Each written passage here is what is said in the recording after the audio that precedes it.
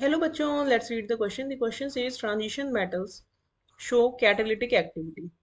Option A due to their ability to form complexes. Option B due to their ability to show multiple oxidation state. Option C due to availability of d orbitals for bond formation. Option D both A and B. First of all, let us check the key concept of the question.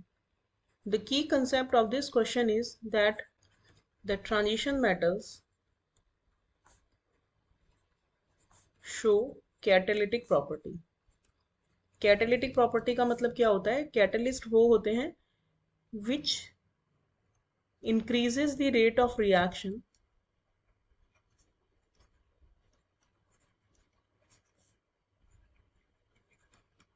without undergoing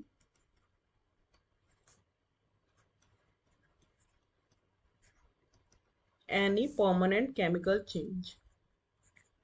यानी after the reaction वो as such हमें बाहर मिल जाते हैं after the reaction. उनमें internally कुछ change initially हो सकता है, होता भी होगा, लेकिन at the end of the reaction we will get them as it is. Now let's check the complete solution of the question. Basically दो रीजंस होते हैं ट्रांजिशन मेटल्स के कैटालिटिक एक्टिविटी दिखाने के। एक तो है their ability to form complexes और दूसरा होता है they have the ability to show multiple oxidation state. होता क्या है कि सपोज ये हमारा ट्रांजिशन मेटल है, उसकी सरफेस है and it is acting as a catalyst. तो जो रिएक्टेंट्स हैं they will come on this surface and they will make some bonds with this surface. तो यहाँ पे ये कुछ बॉन्ड बना लेंगे इस सरफेस के साथ में, और एक पर्टिकुलर टाइम तक they keep on absorbing absorbing on the surface. Surface पे वो आके अटैच होते चले जाएंगे, ये अटैच होते चले जाएंगे और अटैच होने के साथ साथ बॉन्ड बनाते चले जाएंगे, और फिर कुछ टाइम के बाद जब ये सैचुरेट हो जाएगी लेयर तो उसके बाद और रिएक्टिंग मॉलिक्यूल्स नहीं आ पाएंगे।